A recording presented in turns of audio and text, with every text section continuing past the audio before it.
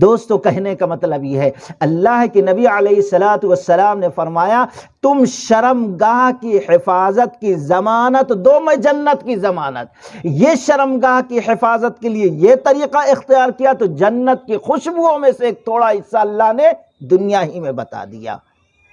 تو اللہ سے دعا کرو کہ اللہ تعالیٰ ہر قسم کی بدکاری بے حیائی سے ہمارے اور ہمارے ایمان کی حفاظت فرمائے۔ تو چوتھی چیز آپ نے فرمایا الفرج، شرمگاہ کی حفاظت، اور پانچویں چیز آپ صلی اللہ علیہ وسلم نے فرمایا البطن، اپنے پیٹ کی حفاظت۔ پیٹ کی حفاظت کیا ہے؟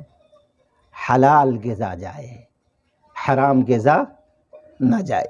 یا ایھا الرسل کلوا من الطیبات واعملوا صالحا، اے رسولوں کی جماعت، کلو کھاؤ طیبات پاکیزہ رزق، واعملوا صالحا عمل صالح۔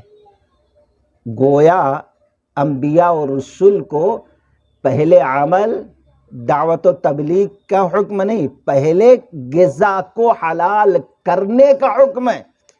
تیسرے نمبر پر حکم یہ ہے کہ تم عمل کرو، کیونکہ انسان لاکھ عمل کر لے، اگر غذا حرام کی گئی ہے تو اس کا عمل قابل۔ پہلی بات، ایسے لوگوں کو عمل کی توفیق نہیں ملتی، بھی ہے تو اللہ قبول نہیں۔ یا ایھا الذین آمنوا، اللہ تعالیٰ نے فرمایا اے ایمان والو پاکیزہ رزق کھاؤ، ولا تتبعوا خطوات الشیطان، شیطان کے نقش قدم پر نہ چلو، یعنی جو حرام چیزیں ہیں، جو حرام طریقے ہیں مال کمانے کے، یہ سب کے سب شیطان کے راستے ہیں، اس راستے پہ نہ چلو۔ عارف سراجی رحمت اللہ علیہ نے ایک کتاب لکھی المنتخبات، بڑی پیاری کتاب ہے۔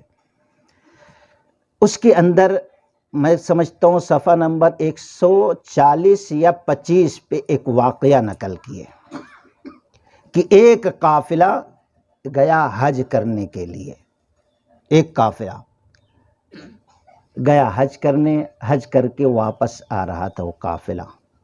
اتفاق سے اس قافلے، اس گروہ، اس وفد، اس جماعت کے جو امیر تھے انتقال ہو گیا۔ ظاہر بات ہے حج کرنے گئے، اچھے تھے، ایمان والے تھے، اور پھر اس کے بعد وہ ایمان والے وفد جماعت کا امیر وہ بنایا گیا ہوگا جو اس میں سب سے زیادہ نیک، صالح، اچھا، زاہد، عابد، عبادت گزار تھا۔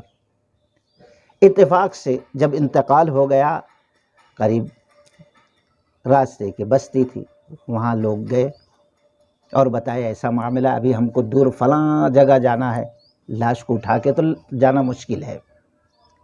آج کے جیسے اس وقت ابھی اتنی سہولتیں نہیں تھیں۔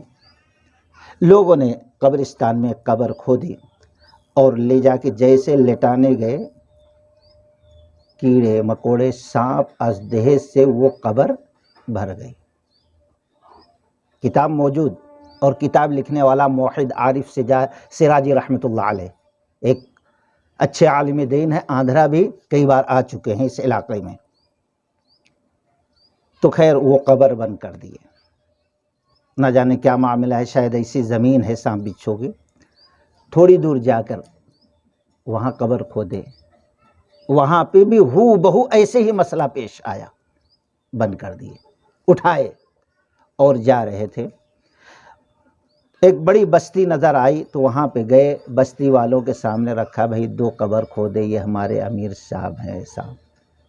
وہاں کے لوگوں نے کہا یہ ہمارا بڑا قبرستان ہے، ہزاروں قسم کے مردوں کو ہم نے دفنایا، کبھی ایسا معاملہ پیش نہیں ہے، قبر کھودے، جنازے کی نماز پڑھے، اور وہاں جیسے لاش ڈالنے جا رہے ہیں وہی معاملہ، وہی منظر ہے، سانپ اژدہے بھرے ہوئے ہیں۔ سوچنے لگے، لوگ ابھی بیٹھے ہوئے ہیں، ابھی کچھ وقت گزرا تھا، نگاہ اٹھائی تو عبداللہ بن مسعود رضی اللہ تعالیٰ عنہ، ایک جلیل القدر صحابی، بڑے پائے کے صحابی آ رہے ہیں۔ بستی والوں نے کہا دیکھو اللہ کے نبی علیہ الصلوۃ والسلام کے صحابی آ رہے ہیں، ان کے سامنے مسئلہ رکھیں گے، انہوں کچھ بتائیں گے۔ آئے وہ، علیک سلیک ہوئی، ان کے سامنے بات رکھی گئی، تو انہوں نے کہا اب ایک نہیں، دو نہیں، تین نہیں، اگر لاکھوں تم قبر کھودو تو معاملہ ہے، کیونکہ یہ اللہ کی جانب سے ہے۔ اب ظاہر میں یہ اچھے تھے اور اچھا عمل کر کے واپس آ رہے، لیکن نہ جانے ان کا اندرونی کیا معاملہ تھا کہ اللہ تعالیٰ تمہاری عبرت کے لیے یہ معاملہ دکھا رہا ہے، نہ جانے۔ تو خیر اسی حالت میں انہوں نے کہا دفنا دو صحابی رسول، دفنا دو، چھوڑ دو۔ کیسا منظر، کیسا عالم رہا۔ آپ کہیں گے برے برے لوگوں کو کرتے ہیں تو نہیں، دیکھو اللہ تعالیٰ کبھی کبھی بتاتا ہے، سب کے ساتھ نہیں بتاتا، کبھی کبھی بتاتا۔ مثال کے طور پر بخاری کی روایت ہے کہ ایک شخص مسلمان ہوا عیسائیوں کا، اور بڑا اچھا کاتب تھا، لکھنے والا، اللہ کے نبی نے کہا قرآن لکھو، کچھ دنوں میں پھر چلے گیا اور بدنام یہ کرنے لگا، میں جو لکھ کے دے دیا ہوں وہی محمد بن عبداللہ صلی اللہ علیہ وسلم پڑھاتے ہیں، سناتے ہیں لوگوں کو۔ کچھ دنوں کے بعد مر گیا، بخاری کی روایت، مر گیا، قبر کھودے، صبح دیکھتے اس کی لاش باہر۔ عیسائیوں نے کیا سمجھا کہ محمد رسول اللہ صلی اللہ علیہ وسلم کے ساتھیوں نے جلن کی وجہ سے ایسا کیا ہوگا کہ ان کی جماعت سے نکل کر پھر عیسائیت میں آ گئے اور گہری قبر کھودے۔ صبح دیکھتے ہیں تو پھر بھی لاش باہر، پھر یہی سمجھا، اور تیسری بار بہت گہری کھودے کہ کوئی رات بھر بھی کوشش کرے گا تو کھود کے لاش نکال نہیں سکے گا، لیکن تیسرے دن بھی دیکھتے ہیں کہ لاش باہر ہے۔ عیسائیوں نے کہا یہ محمد الرسول اللہ صلی اللہ علیہ وسلم ان کے ساتھیوں کا ساتھ نہیں، یہ اوپر والے کا معاملہ ہے۔ تو اللہ کے نبی علیہ الصلوۃ والسلام کو یہ واقعہ کی خبر دی گئی، تو آپ نے فرمایا صحابیوں تمہاری عبرت کے لیے کبھی کبھی ایسا منظر اللہ دکھا دیتا۔ ابو جہل کے ساتھ نہیں بتایا، ابو لہب کے ساتھ بڑے بڑے کفار، یہاں بتا دیا۔ تو کبھی کبھی ہوتا ہے، کبھی میں یہ بھی معاملہ ہوا، عبداللہ ابن مسعود رضی اللہ عنہ نے کہا کہ دفنا دیا گیا۔ یہ قافلہ بستی میں پہنچا، ایسا ہوا، سب پورے بستی والے، ارے اتنا نیک، اتنا کیا معاملہ ایسا ویسا۔ ایک ہفتے تک بات گوشتی رہی۔ کچھ لوگ آئے تھے گھر والوں کے پرسہ کے لیے، چبوترے پہ بیٹھ کے بات کر رہے تھے، بڑا نیک آدمی، کیوں ایسا ہوا ہوگا؟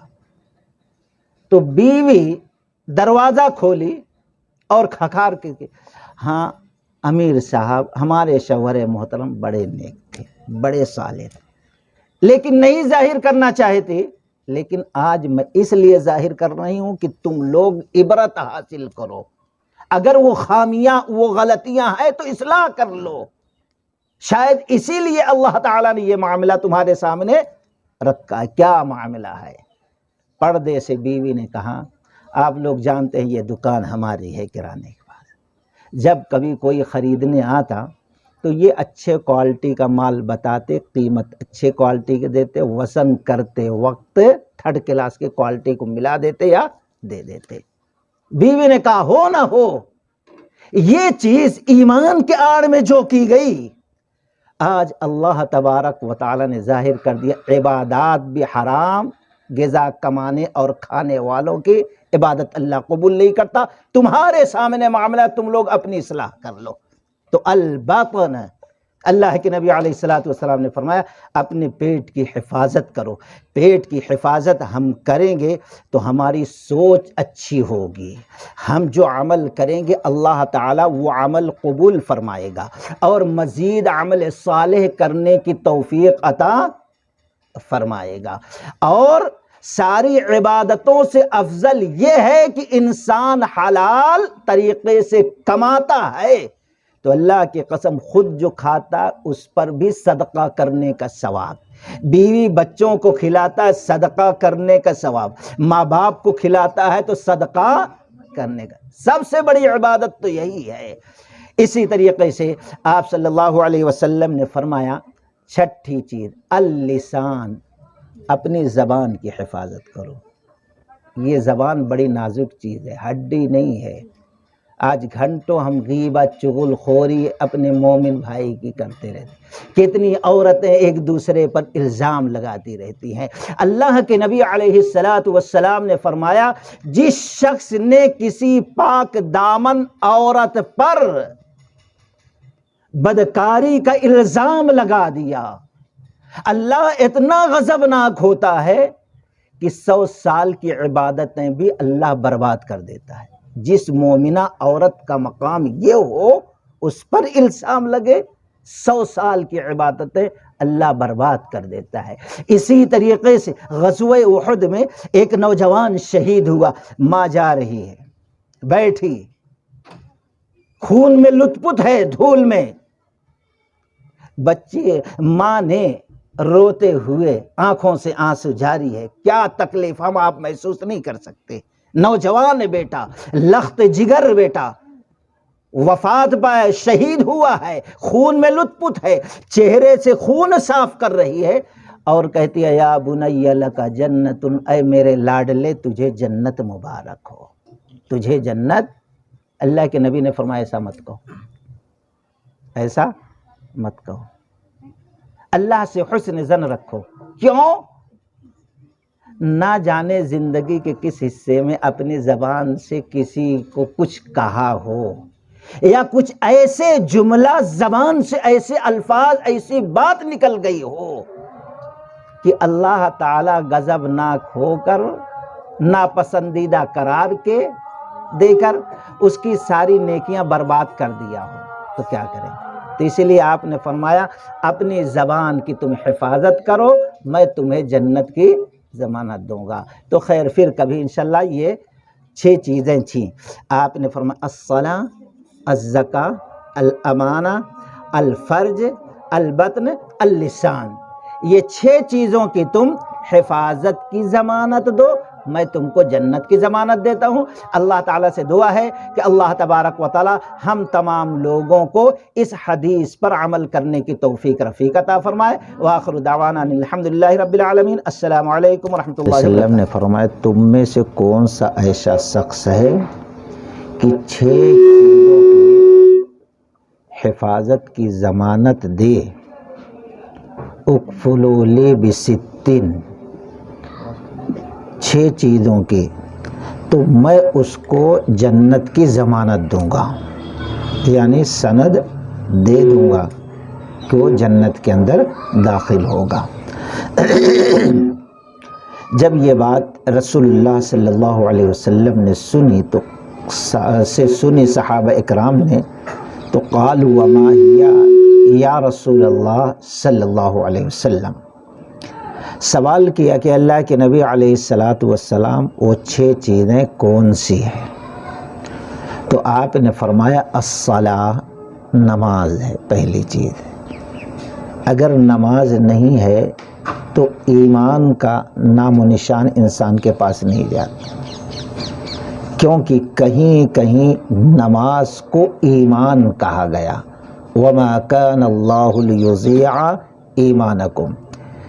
یہ بات یاد رکھیے، کسی بھی حالت میں کسی مومن کے لیے جائز نہیں ہے کہ وہ نماز کو چھوڑ دے جب تک کہ اس کی زندگی ہے، سانس چل رہی، الا یہ کہ وہ پاگل ہو جائے، عقل دماغ کام نہ کرے، یا کہ وہ بے ہوش ہو جائے، اس کو پتہ نہ ہو، یہی 2 وجہ ہے۔ ورنہ کوئی کھڑے ہو کر نہیں پڑھ سکتا تو بیٹھ کر پڑھے، بیٹھ کر نہیں پڑھ سکتا لیٹ کے یا اشارے سے، کسی بھی حالت میں نماز جو ہے کسی کے لیے معاف نہیں ہے۔ اس کی مختصر تفصیل پیچھے درس میں آئی تھی۔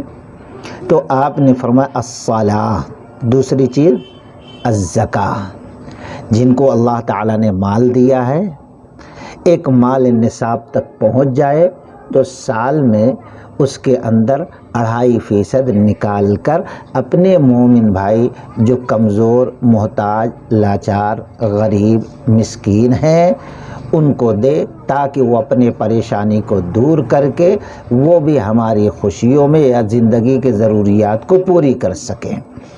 نمبر 3 الامانہ، امانت داری، امانت ہر چیز کی، کچھ بھی ہو، مثال کے طور پر چاہے وہ اللہ تعالیٰ نے جو شریعت نازل کی ہے وہ امانت، اِنَّا عَرَضْنَا الْأَمَانَةَ عَلَى السَّمَاوَاتِ وَالْأَرْضِ، یا جس بندے کے ہمارے اوپر حقوق ہے، چاہے باپ ہو، ماں کا حق ہے ہمارے اوپر، بیوی کا حق ہے، بچوں کا حق ہے، پڑوسیوں کا حق ہے، رشتہ داروں کا حق ہے، سب کا حق ہے، اور یہ سب امانت ہے۔ اگر ہم کسی کے حق کو ادا نہیں کرتے تو گویا امانت میں خیانت ہے۔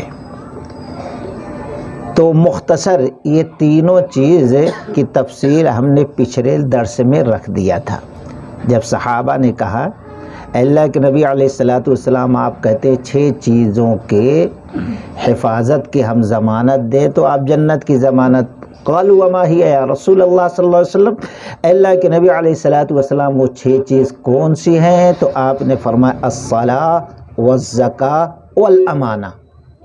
نمبر 4 آپ صلی اللہ علیہ وسلم نے فرمایا والفرج، اپنے شرمگاہ کی حفاظت کی ضمانت دو، یعنی زناکاری، بدکاری، فحاشی سے تم اپنی زندگی کو بچائے رہو گے۔ یہ خاص کر کے آج کے ماحول اور آج کے معاشرے میں ہر مسلمان مرد عورت کے اس کے بارے میں خیال کرنا ہے، اور اگر ہم اس بڑے گناہ سے اپنے آپ کو بچانا چاہتے ہیں تو قرآن نے کہا وَلَا تَقْرَبُوا الزِّنَا، تم زنا کے قریب نہ جاؤ۔ مطلب کیا ہے زنا کے قریب نہ جانا؟ مطلب یہ ہے جن چیزوں کے دیکھنے، جن چیزوں کے سننے، جن چیزوں کے پڑھنے کی وجہ سے ہمارے اندر بدکاری کی خواہش پیدا ہوتی ہے، ایسی چیزوں کو نہ سنیں، نہ دیکھیں، نہ پڑھیں۔ لیکن افسوس پہلے ٹی وی تھی، کچھ لوگ بچ جاتے تھے، لیکن اب ہر ایک کے ہاتھ میں موبائل ہے۔ فحاشی، بے حیائی کی ہر حد آج ختم ہو گئی ہے، لیکن افسوس ماں باپ کی ذمہ داری ہوتی تھی کہ اپنی اولاد کو ان چیزوں سے بچائے۔ سوچو قرآن کی آیت ان الذین یحبون ان تشیع الفاحشۃ فی الذین آمنوا لهم عذاب علیم فی الدنیا والآخرہ واللہ یعلم وانتم لا تعلمون۔ سورہ نور کی آیت ہے، یہ اس واقعہ کے تحت اللہ تعالی نے نازل فرمائی جس میں ذکر ہے عائشہ رضی اللہ تعالی عنہا پر تہمت لگائی گئی منافقوں نے بدکاری، زناکاری کے، تو اللہ تبارک و تعالی نے ان کی پاک دامنی کے بارے میں آیات نازل فرمائی۔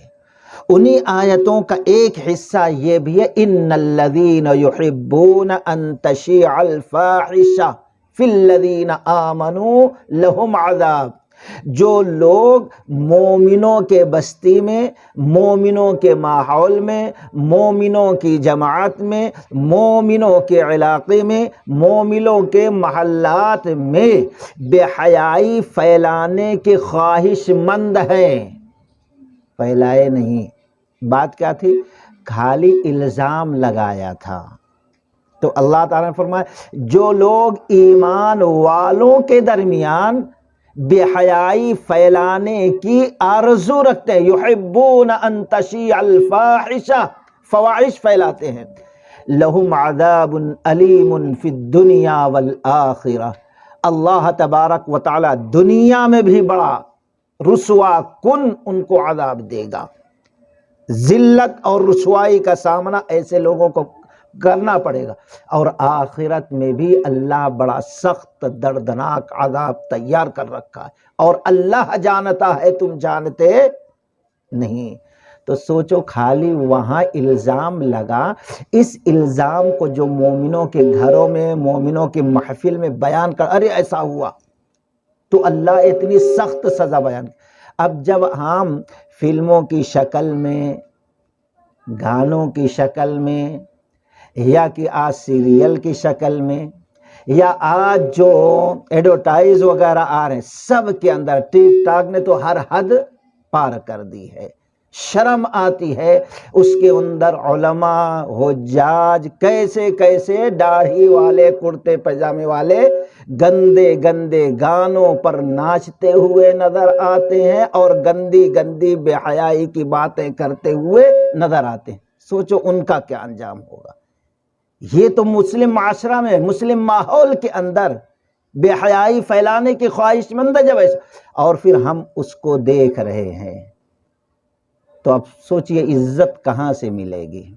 یہی وجہ ہے کتنے لوگوں کے بھائی بہن بھائی منہ کالا کر کے ماں باپ کے لیے داغ بن جاتے ہیں، ذلت کے سبب بن جاتے ہیں۔ کتنی اولاد جو ہے ماں باپ کو چھوڑنے کے لیے تیار ہیں، ذلت رسوائی برداشت ہے ان کو، لیکن معشوقہ کو چھوڑنا، بے حیائی کا کام چھوڑنا ان کو گوارا نہیں۔ تو گھر والوں کے لیے، رشتہ داروں کے لیے یہ ذلت کی وجہ، یہاں ذلیل اور آخرت میں بڑی سخت سزا ہے۔ تو سوچیں ہمارے اور آپ کے اندر یہ ہونا چاہیے الفرج۔ اللہ کے نبی علیہ السلام نے فرمایا تم ضمانت دو کہ اپنے شرمگاہ کی حفاظت کرو گے۔ کیوں؟ ترمذی کی روایت ہے، آپ صلی اللہ علیہ وسلم نے فرمایا اذا الرجل یخرج الایمان، جب کوئی مومن آدمی، ایمان والا آدمی زنا کرتا ہے تو ایمان بڑی قیمتی چیز ہے، ایسے بے حیا بے شرم کے دل میں ایمان نہیں رہتا۔ یخرج الایمان، اللہ کے نبی علیہ السلام نے فرمایا وہ نکل کر باہر ہو جاتا ہے۔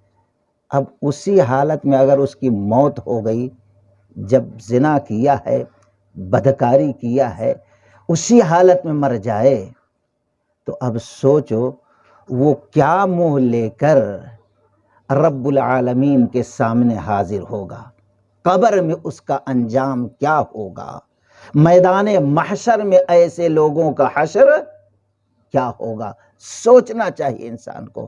چند منٹ کی لذت اور خواہشات کو پوری کرنے کے لیے دائمی زندگی جو ہے، اور اس سے پہلے قبر کی زندگی، کب دنیا ختم ہوگی، کب قبر سے اٹھایا جائے گا، اس کی کوئی حد نہیں ہے۔ 1 سال ہے، 100 سال ہے، 1000 سال ہے، 50,000 سال ہے، اللہ بہتر جانتا ہے۔ وہاں کی سزا کو کیسے، تاریک کوٹھری میں کیسے اس سزا کو بھگتے گا، اور کیسے میدان محشر میں جب رب کے سامنے ہوگا تو اس کا حساب کتاب ہوگا اور دوزخ کے حوالے کر دیا جائے گا۔ جتنی سخت سزا اللہ کی قسم زنا کاری بدکاری کی بیان کی گئی، شریعت نے مقرر کی، کسی اور گناہ کی سزا اتنی سخت مقرر ہی نہیں ہوئی ہے۔ اگر غیر شادی شدہ ہے 100 کوڑے مارے جائیں گے زانی مرد اور عورت کو، اور 1 سال کے لیے ملک سے باہر نکال دیا جائے گا اگر اسلامی قانون ہے تو۔ اور اسی طریقے سے اگر شادی شدہ ہے تو بھرے بازار میں اس مرد یا عورت کو لائیں گے اور سارے ایمان والے بستی کے مل کر اس وقت تک پتھر مارتے رہیں گے جب تک کہ وہ مر نہ جائے۔ اتنی سخت سزا کسی اور گناہ کی، جرم کی اللہ تعالیٰ نے مقرر نہیں کی ہے۔ ایک صحابی سے ہو گئے غلطی، حضرت معاذ رضی اللہ تعالی عنہ سے۔ وہ آئے، اللہ کے نبی علیہ السلام ہلاک ہو گیا۔ آپ نے فرمایا کیا بات ہے؟ کہا زنا ہو گیا۔ آپ ادھر منہ کر لیے، ادھر آ کے اللہ کے نبی زنا ہو گیا۔ آپ پھر ادھر منہ پھرا دیے، پھر ادھر آ کے کھڑے ہوئے، زنا ہو گیا، پھر ادھر پھرا لیے، اللہ کے نبی زنا ہو گیا، چاروں طرف گئے۔ آپ نے فرمایا معاذ تم جانتے ہو زنا کیا ہے؟ کہاں جانتا ہوں، جو اپنی عورت سے کرنا ہے وہ ہم نے غیر عورت سے کر لیا جو ہمارے لیے حلال نہیں تھی۔ آپ نے فرمایا کیا ایسے ہی نعوذ باللہ کہ جس طریقے سے سوئی میں دھاگا ڈالا، کہا ہاں، آپ نے کہا لے جاؤ ان کو رجم کرو۔ صحابہ اکرام اس وقت تک پتھر مارتے رہے جب تک کہ وہ مر نہ گئے۔ ندامت کے ساتھ، شرمندگی کے ساتھ انہوں نے بڑی زبردست توبہ کی، یہاں توبہ کی، یہاں سزا گوارا کر لیا، یہاں کی ذلت ان کو منظور، لیکن آخرت کی ذلت منظور نہیں ہے۔ اللہ کے نبی علیہ السلام نے فرمایا انہوں نے ایسی توبہ کی ہے اللہ سے، اپنے گناہ پر ایسے ندامت کا انہوں نے اظہار کیا ہے کہ اللہ تعالیٰ نے ان کے اس گناہ کو معاف فرما دیا، اب جنت کے حوض میں یہ غوطے لگا رہے ہیں۔ اگر کوئی ویسے ہی مر جائے تو کیا حالت ہوگی؟ تو صحابہ اکرام اس طریقے سے ڈرتے تھے زناکاری بدکاری سے۔ چنانچہ جب بیت المقدس فتح ہوا حضرت عمر بن خطاب رضی اللہ تعالیٰ عنہ کے ہاتھ پہ، تو اس وقت جو ہے جب 25,000 ایمان والوں کا لشکر لے کے چلے تو جتنے دشمن اسلام تھے، عیسائیت یہ وہ، مسلمانوں کی شان و شوکت دیکھنا چاہتے تھے، ان کی پاک نظر کا اندازہ کرنا چاہتے تھے۔ تو اس وقت اسلام کے دشمن کی جو عورتیں تھیں، بہن اور بیٹیاں تھیں، عریان لباس، ایسا لباس جس سے جسم کے ایک ایک پارٹس ظاہر ہوتا ہو، جیسے عام طور پر آج ایڈورٹائز وغیرہ جو ہوتا ہے، ایسے بے حیا لباس پہن کر گھر کے دروازوں پہ، کھڑکیوں پہ، راستوں پہ ٹھہر گئے، یہاں سے وہاں تک جہاں تک گزرنا تھا۔ اور نوجوان ایمان والے تھے، نہ جانے کتنے دنوں سے گھر نہیں گئے تھے، یا شادیاں نہیں ہوئی تھی، بیویوں کا منہ نہیں دیکھا تھا۔ انسانی فطرت ہے کہ نگاہیں بہک جائیں، کیونکہ جب چل رہے ہیں راستے میں تو وہ عورتیں آواز لگا رہی ہیں، ہم تمہارے لیے بناؤ سگار کر کے آئے، ہماری طرف تو دیکھو۔ اس طریقے سے باتیں ہو رہی ہیں، اور ایمان والوں کی نگاہیں بار بار جانے لگیں۔ عمر رضی اللہ تعالی عنہ کو خبر دی گئی کہ ایسا معاملہ ہے، تو سواری پر ٹھہر کر اس وقت یہ تلاوت کی گئی قرآن کی آیت، قُل لِّلْمُؤْمِنِينَ يَغُضُّوا مِنْ أَبْصَارِهِمْ وَيَحْفَظُوا فُرُوجَهُمْ ذَلِكَ أَزْكَىٰ لَهُمْ إِنَّ اللَّهَ خَبِيرٌ بِمَا يَصْنَعُونَ۔ اے نبی، ایمان والوں کو کہہ دو کہ اپنی نگاہوں کو جھکا لے، یغضوا من ابصارہم ویحفظوا فروجہم، اور اپنے شرمگاہ کی حفاظت۔ یعنی اگر قرآن کی اس آیت پر آج مرد عورت اللہ کی قسم عمل کر لے تو میں سمجھتا ہوں 95% یہ جو خرافات ہے طلاق کے یا کہ خلا کے، یا کہ اس طریقے سے جو ٹینشن ہوتا ہے، یا کہ اس طریقے سے جو بے حیائی، فحاشی، بدکاری پھیل رہی ہے، تو یہ ساری چیزیں ختم ہو جائیں گی۔ اکثر جب مرد دیکھتا ہے غیر عورت کو، وہی چیز اپنی عورت میں دیکھنا چاہتا ہے، یا عورتیں دیکھتی ہیں تو وہی چیز مرد ہے۔ جب نگاہ مرد ہو یا عورت ہو جھکا لے گی تو مرد کو اپنی بیوی حور نظر آئے گی، اور عورتوں کو اپنا شوہری سب سے زیادہ خوبصورت نظر آئے گا، کیونکہ غیر مرد پر ان کی نگاہیں نہیں پڑی ہوں گی۔